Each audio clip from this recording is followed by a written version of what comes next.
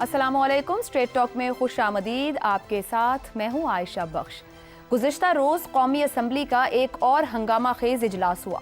Opposition leader Umar Ayub ने तकरीर करते हुए कहा कि तमाम इदारे अपनी हुदूद में रहें, जो भी आइन को मुअत्तल या ख़त्म करे वो संगीन गद्दारी का मुर्तकब होता है।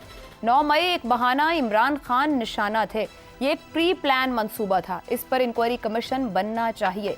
DGISPR की प्रेस कॉन्फ्रेंस सियासी थी। इस तकरीर को मुकम्मल तौर पर मुस्तरद करते हैं। फौज, नेवी और एयरफोर्स के अफसरान जो हल्फ लेते हैं वो ऐवान को ये हल्फ सुनाना चाहते हैं। उमर अयूब ने यह मुतालबा भी किया कि army public school inquiry report, Hamidur Rahman commission report, Abbottabad commission report और दूसरे कमीशन की रिपोर्ट्स को भी सामने लाना चाहिए। उमर अयूब के खिताब का जवाब देते हुए वजीर दिफा ख्वाजा आसिफ ने कहा, हल्फ की बात की गई तो सबसे पहले इसकी खिलाफ वर्जी अयूब खान ने की।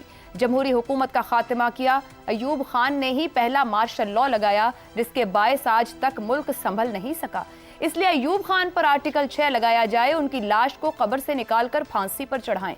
1958 से लेकर 2022 तक तमाम मामलात पर आर्टिकल 6 लगना चाहिए। उमर अयूब ने आज असेंबली में कहा कि ख्वाजा आसिफ ने उनके दादा का नाम लेकर गैर पार्लिमानी अल्फाज इस्तेमाल किए। कौमी असेंबली में अवाम के मुंतखब नुमाइंदों की सोच को उनके हल्के की अवाम की अक्सरियत की सोच तसव्वुर किया जाता है। यही वजह है कि फंक्शनल जमहूरियत में पार्लियामेंट का तकद्दुस होता है। अब अगर इसी तनाजुर में इन दोनों अरकान की तकरीरों का जायजा लिया जाए तो क्या इनके मुतालबात दुरुस्त हैं? आईनी एतबार से कोई भी फर्द अपने दादा की सियासत के लिए जवाबदेह नहीं, सिर्फ अपनी सियासत के लिए जवाबदेह होता है। क्या उमर अयूब खुद भी एक फौजी हुक्मरान की बनाई हुई हुकूमत में वजीर मुमलिकत नहीं रहे? क्या 2018 के इंतखाबात को इस तरह शफाफ करार दिया जा सकता है जिस तरह की शफाफियत का मुतालबा आइन इससे करता है? इसी तरह क्या ख्वाजा आसिफ को उमर अयूब के दादा पर तनकीद का हक है? अगर है तो ख्वाजा आसिफ को भी अपने वालिद की सियासत के साथ अपने कई सियासी फैसलों का जवाब भी देना पड़ सकता है।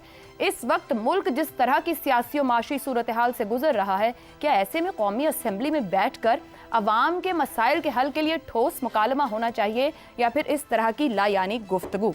इसी पर पैनल के सामने सवाल रखेंगे, लेकिन ये बता दें कि चेयरमैन PTI जो बैरिस्टर गौहर हैं, उन्होंने भी इस पर जवाब दिया और उनका कहना है कि हम सबको उमर अयूब के ख़ानदान पर फ़ख्र है। ख्वाजा आसिफ के बयान पर अफसोस के साथ स्पीकर से मुतालबा किया कि उन्हें इस सेशन के लिए ख्वाजा आसिफ को असेंबली से मुअत्तल किया जाए। पैनल में हमारे साथ हैं हसन निसार, अबसार आलम, शहजाद चौधरी और इफ्तिखार अहमद। प्रोग्राम का पहला सवाल आप सभी के लिए। तमाम इदारे अपनी हुदूद में रहें, आइन को मुअत्तल या ख़त्म करना संगीन गद्दारी। उमर अयूब खान पर आर्टिकल 6 लगाएं, लाश को कब्र से निकाल कर फांसी पर चढ़ाएं ख्वाजा आसिफ। किसका मौक़िफ़ कितना काबिल अमल? एक जानिब आइन की अमलदारी की बात हो रही है कि वो ज़रूरी है और दूसरी जानिब गद्दारी पर सज़ा। हसन निसार साहब, कौन सी बात कितनी काबिल अमल है हमारे यहाँ? मेरा तो ये एक बहुत पुराना थीसिस है। देखें, इस पर्टिकुलर इंसिडेंट पे एक मुहावरा याद आता है कि जी छाछ तो बोलें, यहाँ तो छल्लियाँ भी बोलती हैं। जनरल ज़ियाउल हक की सियासी औलाद, बल्कि उसकी औलाद की औलाद के मुंह से इस तरह की बात जचती नहीं, लेकिन वो कहते हैं ना, या ढिठाई तेरा आसरा, या बेशर्मी तेरा आसरा। देखो, सिलसिला चलो मेरा वो फुपीदा पुत्र सी अयूब खान, कब्र तो फिर कातिल डिक्टेटर की भी उखाड़नी पड़ेगी। मुनाफिक तरीन आदमी, पाकिस्तान का कल्चर बर्बाद कर गया। मेरे एक दोस्त हैं रशीद भट्टी, 2-3 दफ़ा MP रहे हैं, उनका बेटा अब है। तमाम तरौर्स के बावजूद उन्होंने कहा, खुदा की कसम, ज़ियाउल हक से पहले किसी को कहते थे कुरान उठा, उसका रंग पीला पड़ जाता था। ज़ियाउल हक के बाद जबरदस्ती नमाजें पढ़ा रहा, फलाना ढोंग था बहुत बड़ा। खैर, दूसरी बात यह है कि जब अयूब खान ने टेक ओवर किया तो नाम नेहात सियासी अमल में बड़े बड़े पगड़ों, बड़े बड़े गाटों और तोंदों के अलावा था क्या? या जाके उसकी कुदरतुल्लाह शाह की किताब पढ़ो। ईस्ट पाकिस्तानीज ने कहा कि अमेरिका से जो भीख आई है सैनिटरी के सामान की, कुछ हमें दो। तो जवाब क्या दिया गया था इन बदमाशों की तरफ से? क्या तुम्हारे लिए रफा हाजत के लिए केलों की गाछ बहुत है। क्या कहा पड़ा? कुदरतुल्लाह शाह उस वक्त जूनियर था and he was taking the minutes of the meeting. अच्छा, नेहरू ने किन के बारे में कहा था कि मैं तो दिन में इतनी धोतियां नहीं बदलता। अच्छा, देखो बात सुनो, یہ ٹھیک ہے فوج کا یہ وہ ایک ایکڈیمک سی بات ہے، چنچی ڈرائیور کو بھی پتا ہے، لیکن حالات ہوتے ہیں، کنڈیشن. ایوب خان وقار اور استحکام کی علامت تھا. نہ اس نے سرے محل خریدے، نیون فیلڈ خرید کر ملک کو گالی دی کہ یہ صرف حکومت کرنے کے قابل ملک ہے، رہنے کے قابل نہیں. دیکھو بات سنو، میرا ایمان اور وجدان، اور 35 سال ہو گئے اب، مجموعے ہیں ڈھیروں. میرا تو 3-4 سبجیکٹس ہیں کہ سیاست دان اگر کرپٹ، نااہل، آپس میں دست و گریباں، میرٹ کے دشمن اور خود غرض نہ ہوتے تو فوج کبھی آنکھ اٹھا کر بھی نہ دیکھتی. اور بات سنو، 76 سال بعد آج کا پاکستان دیکھ کے بھی معاملات کی سمجھ نہیں آ رہی. کون ہے یہ؟ ان کی اوقات کیا ہے؟ گریس کیا ہے ان میں؟ ڈیپتھ کتنی ہے؟ للو پنجو ہر بندہ اٹھ کے کہہ رہا ہے مکالمہ کرو تو یہ کرو تو وہ کرو. یہ کوئی ڈنگر کو ادھر جا رہا ہے، کوئی ادھر جا رہا ہے. کون لوگ ہیں یہ فارچون ہنٹرز ہیں. ہم پتہ نہیں جمہوریت کو جمہوریت، اس کو جمہوریت بھی کہے جا رہے ہیں، اس کو سیاست بھی کہے جا رہے ہیں. ووٹ سے لے کر پارلیمان میں جاتے ہیں، نظام ہمارا یہی ہے، منتخب نمائندے ہیں. او بھائی، آپ نے واردات کی ہوئی ہے، یہ گہری واردات ہے. یہ گداگری کی طرح اس کو سمجھنے کے لیے یہ بہت پیچیدہ واردات ہے. حسن صاحب پھر موقع تو سب کو ملا پارلیمان میں جانے کا، نظام کو ایفیشینٹ کر لیتے ہیں نا حسن صاحب. ذمہ داری اگر باہر ہے، جس بندے، اور بات سنیں، تقریر نہیں سنو، جس کے سر کے اوپر چھت اپنی نہیں، پاؤں کے نیچے زمین اپنی نہیں، اس کی رائے کیسے اپنی ہو سکتی ہے؟ You have to be really independent. یہ سارا جہالت کا ٹھیک ہے، اور بے شمار فیکٹرز ہیں. ملائیت ہے، وہ کیا تھا، وہ پتہ نہیں کیا، تو رائے کی بھی اجازت نہیں دے. ٹھیک ہو گیا جی، ٹھیک ہے، چلو چھوڑو، چلو چھوڑو آگے. ٹھیک ہے. اب سار صاحب، دونوں کا پوائنٹ آف ویو ہے. فلور آف دا ہاؤس بات کر رہے ہیں، پارلیمنٹیرینز ہیں، رسپیکٹیبل ہیں، ایک سیاسی جمہوری طریقے سے اگر جا رہے ہیں تو ایک اختیار بھی رکھتے ہیں وہاں پر بیٹھ کے ان کو قانون سازی. جو باتیں کر رہے ہیں کتنی قابل عمل ہے، اور دونوں کا ایک ایک ماضی بھی ہے. کیا فار دا سیک آف کہ بس بولنا ہے، کچھ بھی کھڑے ہو کے بول دیا جائے، یا واقعی جو کہہ رہے ہیں اس کا مطلب بھی سمجھتے ہیں؟ ماضی ہر ایک کا ہوتا ہے، سب کا. ہم اس اسکرین پہ جتنے بیٹھے ہیں سب کا بھی ایک ایک ماضی ہے، ان دونوں کا بھی ایک ماضی ہے. اور جو باتیں کی آپ نے اپنے انٹرو میں کہا کہ وہ سنجیدہ معاملات پہ بحث ہونی چاہیے. پارلیمنٹ دیکھیں ایک عوام کی نمائندہ ہوتی ہے. یہ جیسے گاؤں میں ایک چوپال ہوتی ہے، یہ بہت بڑے سائز کی چوپال ہے، ہر قسم کی بات ہوتی ہے. یہ کوئی اگر آپ سمجھیں کہ یہاں پہ ہر وقت سقراط اور ارسطو بیٹھے ہوئے ہوں گے اور وہ بڑے علمی معاملات پہ ڈسکشن کر رہے ہوں گے، ایسا نہیں ہوتا. پارلیمنٹ میں ایسا نہیں ہوتا، دنیا کی کسی بھی پارلیمنٹ میں نہیں ایسا ہوتا. خلیفہ اول کو منتخب کرنے کے لیے، خلیفہ راشد کو منتخب کرنے کے لیے حضرت ابوبکر صدیق رضی اللہ تعالیٰ عنہ کو جو پارلیمنٹ چوپال پنچایت بیٹھی تھی اس میں بہت گفتگو ہوئی تھی. وہ پڑھیں اس کی تفصیل، کتنی لمبی لمبی تقریریں ہوئی تھیں اور کیا ہوا تھا. خیر بحث میں کرنا نہیں چاہتا. بالکل دونوں کا ایک ایک ماضی ہے. خواجہ آصف کے والد خواجہ صفدر، آپ کو میری آواز آ رہی ہے؟ جی بالکل آ رہی ہے. انہوں نے ایوب خان کی آمریت کا مقابلہ کیا اور ڈٹ کے کیا. خواجہ آصف کے والد خواجہ صفدر مجلس شورا کے وہ چیئرمین بنے. اس پہ خواجہ آصف 3 دفعہ اسمبلی میں معافی مانگ چکے ہیں، کل بھی انہوں نے مانگی ہے. تو خواجہ آصف نے اور کیا کر سکتے ہیں وہ؟ کیا ایوب خان جو 1951 میں کمانڈر چیف بنا تھا اس ملک کا، اور اس وقت تک اس کرسی سے نہیں اترا جب تک پاکستان 2 ٹکڑے ہونے کے اس پہ نہیں، ایج پہ نہیں پہنچ گیا، جس کو ہم آج بہت فخر سے کہتے ہیں سب سے بڑا وہ پاکستان کا نقصان تھا، وہ کس نے کروایا؟ 1951 سے لے کے 1968 تک ایوب خان اس ملک کا سیاہ اور سفید کا مالک تھا، جس نے اس ملک کو توڑ دیا. کرتا ہے کوئی بات وقار اور استحکام؟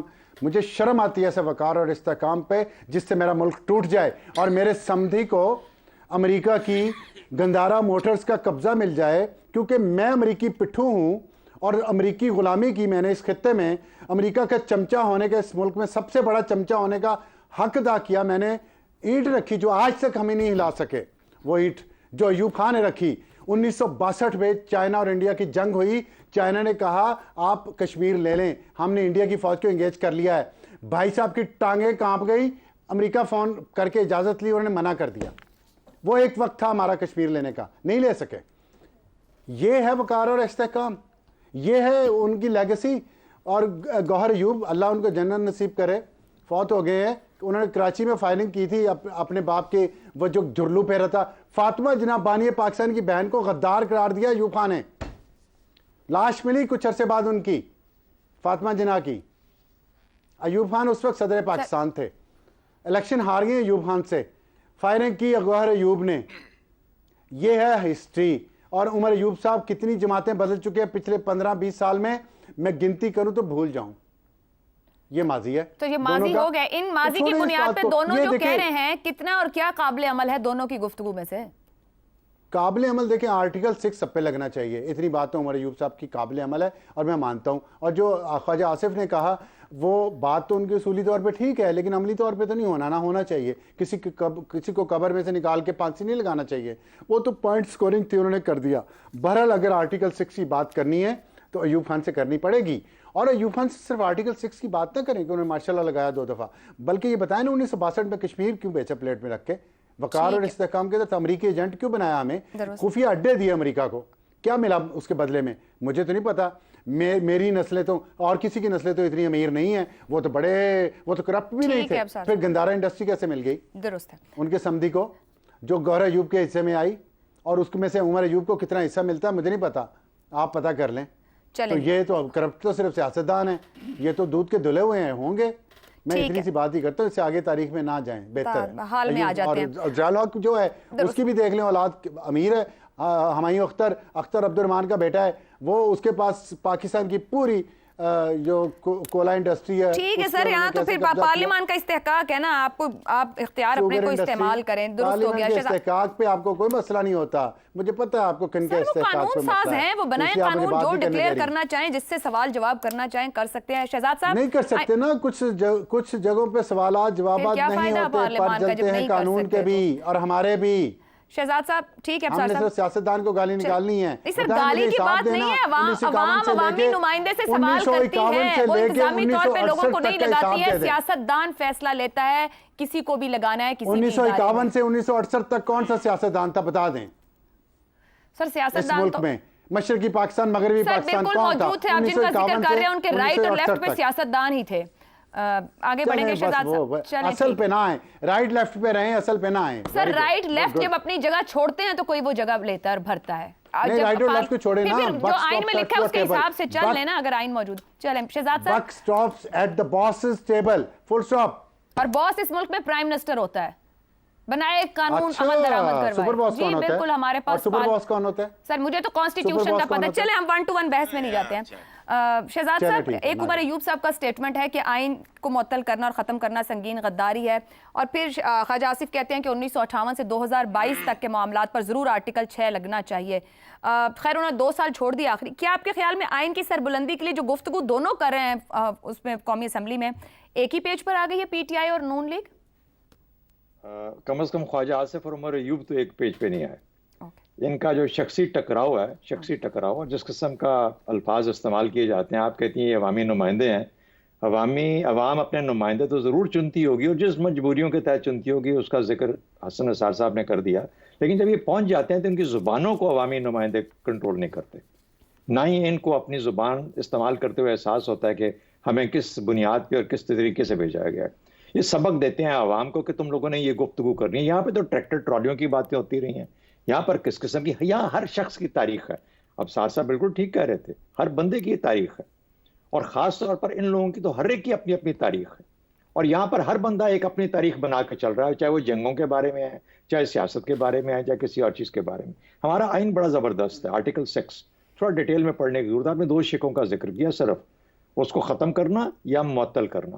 ایک اور بھی ہے جس میں کہتے ہیں سبورشن آف دی آئین, آرٹیکل ہمارے آئین کی سبورشن کا مطلب ہوتا ہے کہ آپ کا آئین کچھ احکامات دیتا ہے اور آپ جان بوجھ کر اس قسم کے عوامل اور اس قسم کے عمل کرتے ہیں جس سے کہ آئین کی روح کو نقصان پہنچتا ہے, اس کو پورا نہیں کرتے آپ. آرٹیکل میرے خیال میں 5 سے لے کے یا 6 سے لے کے یا اس طرح کر کے 25 تک انسانی حقوق اور پاکستانی عوام کے حقوق کے بارے میں آرٹیکلز ہیں. اس میں مفت تعلیم بھی ہے, اس کے اندر تعلیمی بجٹ بھی ہے, اس میں صحت کی ضروریات بھی ہیں, اس میں حق ہے اس کے بے شمار کہ اس نے right of association, right of freedom of expression, freedom of political this thing, ہر چیز کا فریڈم ہے اس کے اندر. یہ میرے خیال میں 10 سے لے کے یا 50 انصاف صحیح ملنا چاہیے. 10A آرٹیکل 10A آپ کا انصاف، یعنی ایک ایک جو شک ہے اس کی 25 تک آرٹیکل 25 تک یہ ہے، اس کی سبورشن شروع سے لے کے آخر تک کی گئی. تو اس لیے میرا خیال ہے کہ آرٹیکل 6 جو ہے نا یہ سب پہ لگتا ہے، صرف اس پہ نہیں لگتا کہ کس نے معطل کیا یا کس نے ختم کیا. جنہوں نے سبورٹ کیا اور آج بھی سبورٹ کر رہے ہیں. آزاد کشمیر کا جو معاملہ ہے یہ سبورشن آف آرٹیکل ہے. گورننس کا فیلئر سبورشن آف آرٹیکل ہے. اس کے اوپر ہم کیوں خاموش ہو جاتے ہیں؟ ہمیں یہ کیوں نظر نہیں آتا؟ اسی آرٹیکل 6 کا حصہ ہے یہ سبورشن آف آرٹیکل. تو بہرحال چلے اس کو چھوڑتے ہیں. میں چھوٹی سی آپ کو افسار صاحب نے تاریخ بتائی، میں بھی کوئی تاریخ تھوڑی سی بتا دیتا ہوں. 47 سے 50 تک یہ ملک سیاستدانوں کے پاس تھا. 50 سے لے کے 58 تک یہ ملک بیوروکریٹس کے پاس تھا. بیوروکریٹس کے پاس تھا 50 سے لے کے 58 تک. اور جو ہمارے سیاستدان تھے یہ بیوروکریٹس کے پٹھو بن گئے. جب 1958 میں مارشل لا آیا تو انہوں نے کہا یہ تو بیوروکریٹ سے بھی ایک بڑی فورس پیدا ہو گئی. یہ فوج عمل، وہ یہی سیاستدان الائن ہو گئے ان فوجیوں کے ساتھ، کیونکہ یہی طریقہ تھا اقتدار تک پہنچنے کا. تو اس میں سب کا سفر یکجہتی کے ساتھ مل کے چلنے کا، اس کا جو کم عمل ہے، اس نے ایسی اشرافیہ کو جنم دیا جو آج بیٹھ کے ٹی وی پہ بحث تو کرتی ہے لیکن حقائق کو بیان نہیں کرتی، کیونکہ اس کے اندر حقائق کو بیان کرنے سے ساری اشرافیہ ننگی ہو جاتی. ہم فوج کو تو ہر وقت سامنے کٹارے میں لا کے کھڑا کرتے ہیں، ہم بھول جاتے ہیں کہ یہ سب کی ذمہ داری ہے. میں تو فوج کو شامل کرتا ہوں نا، پہلا آدمی ہوں جو فوج کو شامل کرتا ہوں کہ ہاں غلطیاں فوج نے کی. مجھے کہیں میرے ساتھ لوگ کھڑے ہو کے سیاستدانوں والوں کے بھی والے بھی ان کو سپورٹ کرنے والے کہ ہاں وہ بھی ان کا بھی قصور بہت بڑا ہے اس چیز کے اندر.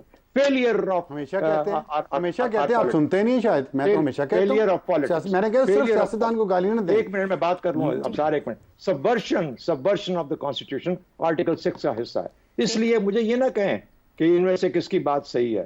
یہ دونوں ہی وہ زبان بولتے ہیں جو نہیں بولنی چاہیے ان عمر کے لوگوں کو، اس عہدے کے لوگوں کو، اس آئینی ذمہ داری کے لوگوں کو. یہ زبان ہی نہیں بات کرنی چاہیے. ان کو زیب نہیں دیتا یہ باتیں کریں.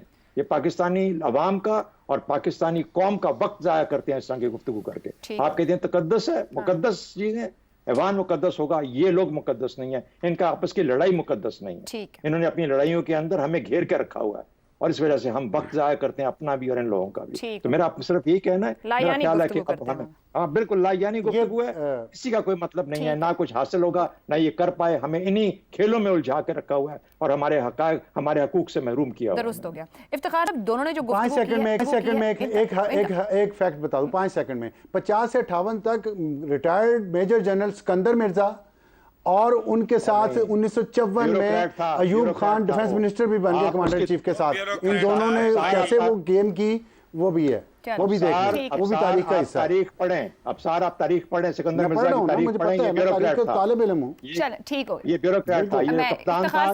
Sikandar Mirza retired major general تھا اور بھائی میجر جنرل آنرری میجر اور ایوب خان ڈیفنس منسٹر تھا. 54 سے Ayub Khan defence minister bureaucrat تھا، آنرری میجر جنرل تھا. آپ کو نہیں پتا اس بات کا. چلیں حال میں آ جاتے ہیں، ماضی سے تو سیکھنا نہیں ہے، حال میں ہی حالیہ تاریخ کے اوپر ہی چل لیتے ہیں. مجھے بنا دیا آنرری لیفٹیننٹ کے اندر. اتنی ایج تو ہو ہی گئی ہے. افتخار صاحب کس کا موقف کتنا قابل عمل ہے؟ اور یہاں جمہوریت کے اوپر بھی سوال اٹھا دیا گیا ہے، تو جو پارلیمان کے اندر بیٹھے لوگ ہیں وہ کیا درست ڈائریکشن میں آگے بڑھ رہے ہیں؟ یہ جس طرح کی گفتگو ہے یہ بالکل بے مقصد گفتگو ہے.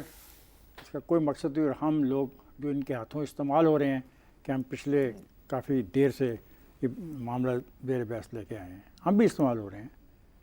وی are being used. The entire media is being used by these people. پتہ نہیں انہوں نے حلف کس چیز کا لیا تھا، بھول گئے حلف کو لے کے. دونوں نے، عمر ایوب نے بھی اور اس نے خواجہ آصف نے بھی. کون کس خاندان سے آیا، اس کی کیا بیک گراؤنڈ ہے، وہ سب ختم ہو جاتی ہے جہاں پہ آپ ایک حلف لے لیتے ہیں کسی چیز کا. آپ نے حلف لیا ہے ٹو پروٹیکٹ دی کانسٹیٹیوشن، اور اس کانسٹیٹیوشن کی پروٹیکشن کے اندر آرٹیکل 6 جو ہے وہ کہتا ہے جو آئین کو توڑے گا، توڑنے میں شامل ہوگا، خرابی کرے گا، اس کی سزا ہے. لیکن اس میں کہیں بھی نہیں لکھا کہ کسی کی قبر سے اس کی لاش نکالی جائے گی، کہیں نہیں لکھا ہوا. This is not mention in the constitution. Constitution نے لکھا ہے اور اس میں بھی کانسٹیٹیوشن نے فیصلہ کیا کہ یہ جس پہ یہ الزام ہوگا اس کے خلاف ایکشن کیسے ہوگا. उसका भी तयीन इस कॉन्स्टिट्यूशन में तय, अफराद नहीं तय करेंगे। तलवारें लेके फ्लोर ऑफ द हाउस के ऊपर एक दूसरे को चैलेंज नहीं करते फिरेंगे, क्या हो हम आपस में लड़ते हैं। बड़े क्लियरली लिखा हुआ है, एनी पर्सन हु एब्रोगेट्स, सबवर्ट और सस्पेंड, होल्ड, अबेंड्स, ये सब लिखा हुआ है। इनमें से एक कोई बात मुझे बताए कहाँ लिखा हुआ है कब्र से लाश निकाली जाएगी? तो ये वजीर साहब को नहीं पता था? नहीं, मैं कह रहा हूँ, मैं I am asking this question from, मैं इस प्रोग्राम के हवाले से ये सवाल करना चाहता हूँ कि यार क्यों मजाक बना रहे हो असेंबली को, और मुझे तो डर है ये सिर्फ पार्लियामेंट की बिल्डिंग ही ना रह जाए और अंदर कोई और हो। और मैं आपको वार्न कर रहा हूँ सारों को, अल्लाह करे। मैं आपको सबको, मैं आप हमेशा सबको वार्न, मैं सही वार्निंग दे रहा हूँ। ये मजाक नहीं है, ये और रहने दो, ये मजाक नहीं है। ये बाकी जो आइन है ये किसने पूरा करना है? एक ही आर्टिकल रह गया आइन के अंदर, मसले हल करें। तो किसने हल करने हैं? मसले हल करें, किसने सब हल ठीक करने? हो आपसे मशवरा नहीं कर रहा, मुझे मेरे टाइम में बात करने दीजिए प्लीज। जी, जी, ये किसने तय करना है? ये चैप्टर 1 के अंदर ये जो बड़ा अहम फंडामेंटल सवाल है, ये किसने तय करना और किसने देना, ये बिल्कुल कौन करना है? मैं यही बात कर वो रहा कह हूँ। रहे सियासतदान के पास तो कोई इख्तियार नो, नहीं, उनको पता ही नहीं करना कौन कि कहता ये है? अभी झूठ वो बोलते क्यों कहते हैं हैं, आप झूठ पूछते हैं बोलते हैं। सियासतदान? छोड़ दिया अगर इनके पास खैरात नहीं है, बाहर आ जाएं, अपनी गली और मोहल्ले की सियासत करें, पंचायतों में बैठें, चौपाल में जाके ये बैठें। बात ठीक और अगर नहीं काम कर सकते, ये आर्टिकल जो है फंडामेंटल राइट्स का 8 ये किसने करना है? Article 9 security of the person किसने करना है? The safe guard as to arrest and detention किसने करना है? ये अपना जो बाकी सारे आर्टिकल हैं ये कौन करेगा? राइट टू फेयर ट्रायल कौन करेगा? ये स्लेवरी फोर्स लेबर जो हो रही है इस मुल्क में उसके खिलाफ कौन बोलेगा? प्रोटेक्शन अगेंस्ट जो पनिशमेंट आप देना चाहते हो, आइन की कॉपीज करा के पार्लियामेंट में तकसीम ना करा दी उनके जाए? पास हैं, पढ़ते नहीं हैं, उनका मकसद नहीं है, वो ये झगड़ा जारी रखना चाहते हैं। इसी झगड़े में उनका फायदा है, इसी में हम बोलते हैं। पार्लियामान का नहीं, झगड़े हम में भी फायदा? जिम्मेदार हैं। मैं तो कहता हूँ मीडिया सबसे बड़ा मदारी बन चुका है, ये हम मदारी हैं। मतलब आप ये और कह रहे हैं ना- कि गलत बात को हाईलाइट भी ना किया जाए, बिल्कुल, शेम ये भी ना गलत किया जाए, बात आंखें बंद highlight- कर ली जाए, बिल्कुल, जिस जिम्मेदारी के साथ नहीं, पार्लियामेंट में गए उस पर सवाल ना नहीं, उठाएं। मेरी बात सुनो, इसको हाईलाइट तुम रोज करती हो, बाकी आर्टिकल जो मैं पढ़ रहा हूँ ये 18, 19, हमने कल 20 एजुकेशन पे बात की, हम सब पे बात करते हैं। कब कल अभी एजुकेशन पे बात हुई है। क्यों बात कर? क्यों यार बात कर रही हो? आई डोंट नो डिफेंसिव क्यों होते हो? ये फ्रीडम मैं ऑफ आपको बता रही ट्रेड, हूँ। Freedom of speech, right of information, freedom to profess, ये सेफ गार्ड 21, 22, 23, 24, ओ भाई ये आर्टिकल भी तो है आर्टिकल बिल्कुल 6 के अलावा। बिल्कुल ठीक कि है। नहीं है? तो ये मजाक जो तुम कर रहे हो, मुझे डर है कि पार्लियामेंट रह जाएगी और पार्लियामेंट के चलिए, अंदर उम्मीद बैठे हुए करते हैं कि ये हुकूमत ना के कोई कानून और तक लोग हों, बाकी और अगर ऐसा आइन की हुआ तो शिकें उसके पहुंच जिम्मेदार जाएंगी। तुम खुद होगे। ठीक है। आपका रवैया होगा और आपकी ये जंग होगी जो बेमकसद है, बेमानी है, इससे आवाम को कोई फायदा नहीं पहुंच रहा। एक ब्रेक लेते हैं और दूसरे अहम मामले पर गुफ्तगू आपके सामने रखेंगे।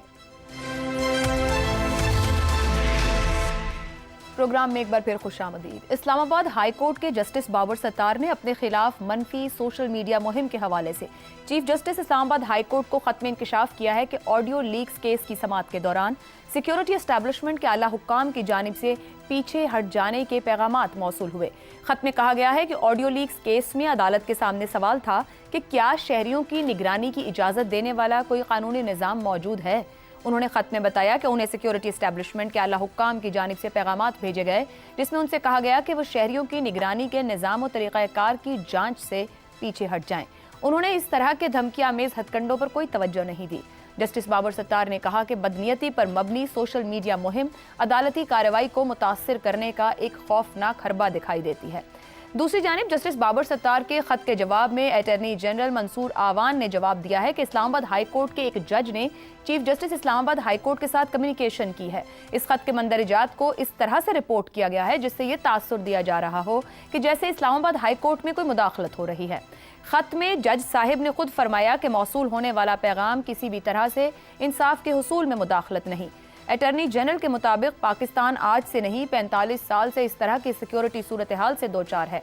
रियासत के मुख्तलिफ इदारों की आपस में कम्युनिकेशन ज़रूरी होती है। इस केस के हवाले से ये भी दरख्वास्त की गई है कि सर्विलेंस के हवाले से जो भी ब्रीफिंग हो वो इन कैमरा कर दी जाए ताकि वो पब्लिक डोमेन में न जाए। अटॉर्नी जनरल के मुताबिक वो अदलिया में मुदाखलत के तासुर की नफ़ी करते हैं। इसी मामले पर पैनल से सवाल।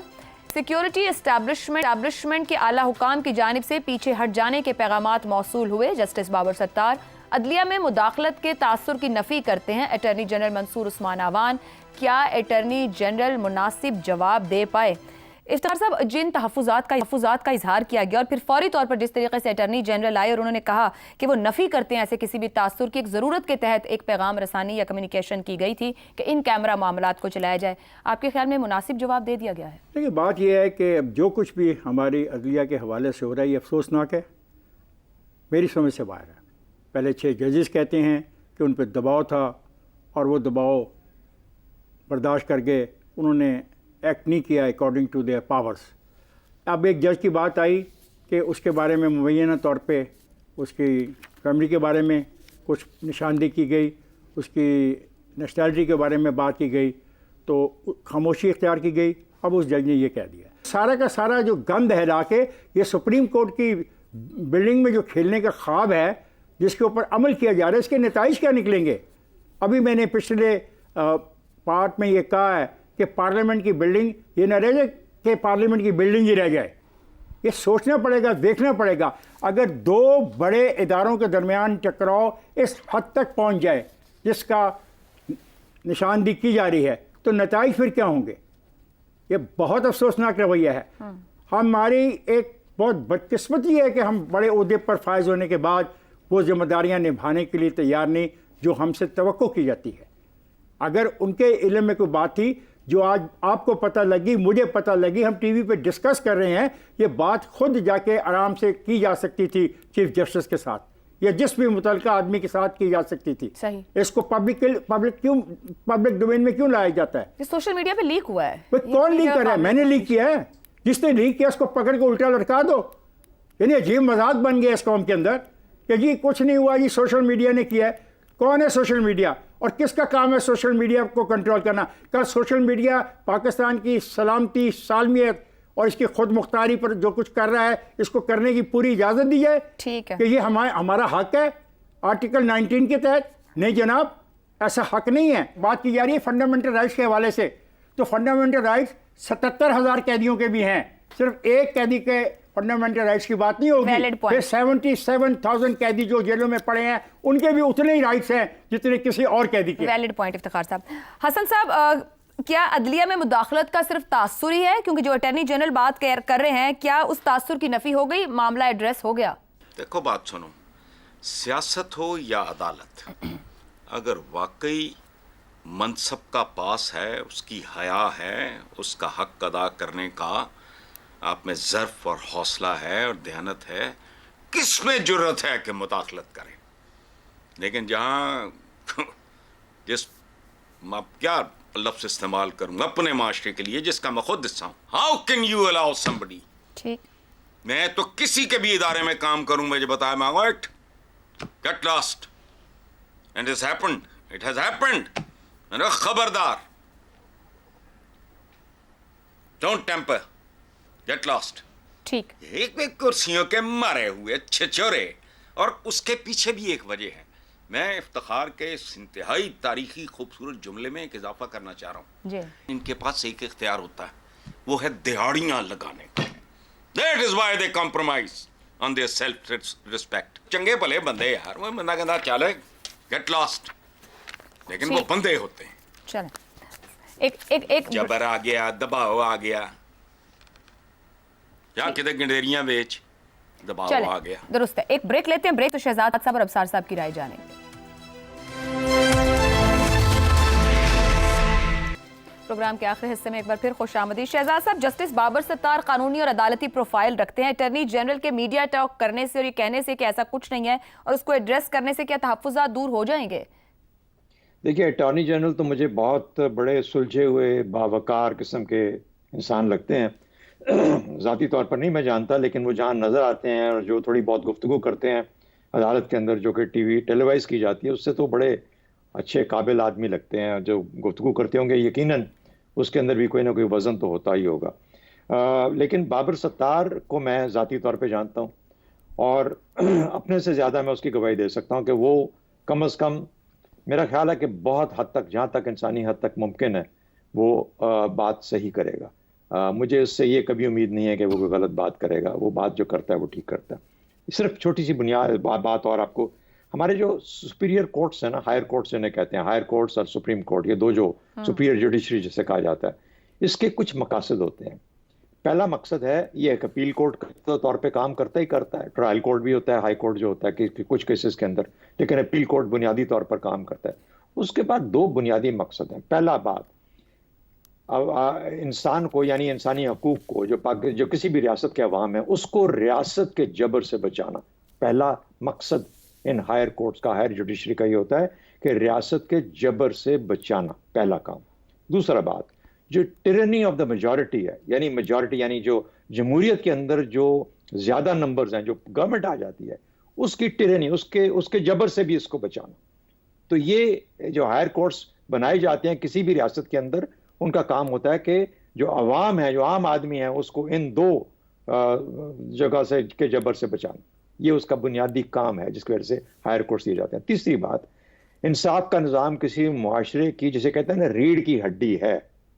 ये इतना काबिल तकदीस होना चाहिए, काबिल यकीन और काबिल एतमाद होना चाहिए कि उस रीढ़ की हड्डी में कभी कोई झोल ना आए, फिर रियासतें कायम रहती हैं।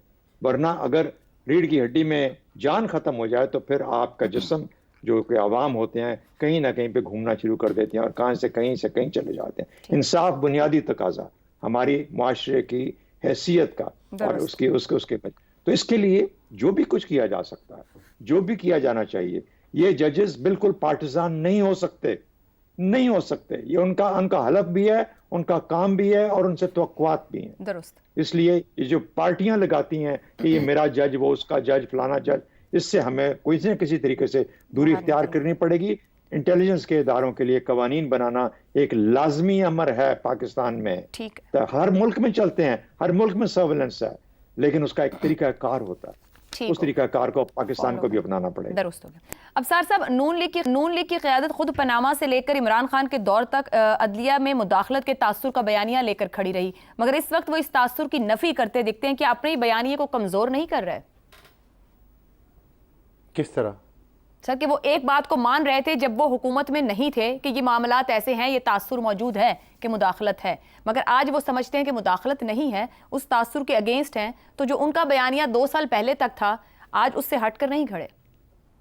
मेरा नहीं ख्याल कि वो ये समझ रहे हैं कि आज मुदाखलत नहीं है। ठीक। ये नहीं है, झगड़ा कुछ और है। देखें, बाबर सत्तार साहब के बारे में जिक्र किया शहजाद चौधरी साहब ने, मैं भी उनको बहुत अच्छी तरह से जानता हूँ, बहुत पुराना जानता हूँ, और उनकी फैमिली के कुछ और लोगों के साथ भी मेरे बड़े अच्छे ताल्लुकात हैं। अटॉर्नी जनरल मंसूर साहब और मैं इकट्ठे हार्वर्ड में थे, वो लॉ कॉलेज में पढ़ रहे थे, मैं कैनेडी स्कूल में था। मैं उनको पिछले 15-20 साल से जानता हूँ बहुत अच्छी तरह से। तो दोनों इकट्ठे काम भी कर चुके हैं एक ही चेंबर में, दोनों, बाबर सत्तार भी और मंसूर भी। इनका बहुत अच्छा आपस में भी ताल्लुक है, लेकिन दोनों ज़ाहिर एक प्रोफेशनल पोजीशन दोनों ने ली हुई है और एक अच्छे तरीके से, सुलझे हुए तरीके से बात कर रहे हैं। तो इस बात को किसी न किसी नतीजे तक पहुंचना चाहिए। इसलिए तो हम कहते थे कि मुदाखलत न कीजिए, लेकिन ये सुना नहीं जाता ना। यहाँ कहा जाता है ये बंदा जो है ये मुल्क दुश्मन है, ये गलत कर रहा है। हमें थोड़ा सा शायद पहले से महसूस होना शुरू हो जाता है, जो कुछ लोगों को बाद में महसूस होता है, क्योंकि ताकत की चर्बी इतनी चढ़ जाती है आंखों पे कि नज़र नहीं आता सच। हम ज़ाहिर गरीब कमज़ोर लोग हैं, चर्बी ज़्यादा नहीं चढ़ी हुई, तो हमें नज़र आ जाता है कि ये अगर इस रास्ते पे चलते रहे तो आगे घड़ा है। एक मुझे शिकवा ज़रूर है अदलिया से कि अदलिया और आर्म्ड फोर्सेस दोनों को आइन में तहफ़्फ़ुज़ है, उन पर कुछ नहीं कह सकते हम, लेकिन दोनों ही इस वक्त देख लें क्या हालात हैं। और लेकिन हम जैसे आम शहरियों को तो कोई तहफ़्फ़ुज़ नहीं है। दोनों तो अपने अपने ख़िलाफ़ कही गई बात का एक्शन कानूनी तौर पे भी ले सकते हैं। तो अदलिया ने क्यों नहीं लिया? क्यों अदलिया ने इसलिए नहीं लिया कि जब हमारे ख़िलाफ़ ये सब कुछ आम शहरियों के ख़िलाफ़ होता है, जब एक सिविलियन ब्यूरोक्रेट के ख़िलाफ़ अगर कोई साबिक चेयरमैन पैमरा को कोई धमकियाँ आती हैं और वो प्रेस कॉन्फ्रेंस करता है या वो ख़त लिखता है आर्मी चीफ को, चीफ जस्टिस ऑफ पाकिस्तान को, कान पर जूं तक नहीं रेंगती।